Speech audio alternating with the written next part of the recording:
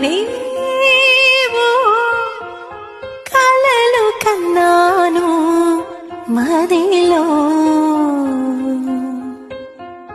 మౌన మురళినై విరహ వీణనై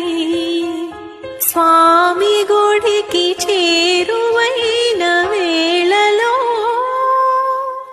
సుడిగాలులలో మిణికే దీపం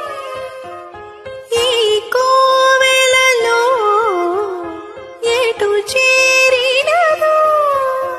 ఏ జన్మలో